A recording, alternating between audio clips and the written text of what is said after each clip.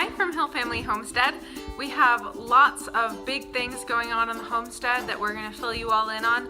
But for right now, we are going to show you something that we thought was pretty interesting. A couple of days ago, we got a ginormous chicken egg.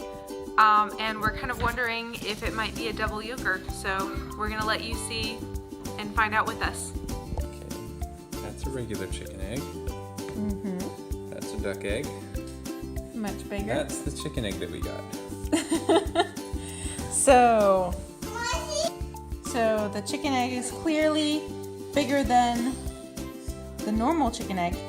It's bigger than the duck egg even. So like, let's put the two chicken eggs side by side. Yep. So it's pretty big.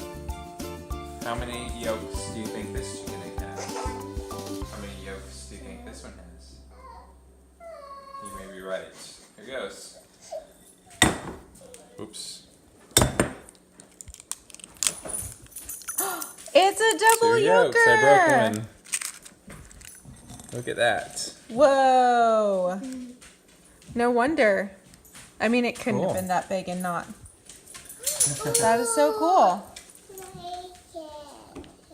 You like it?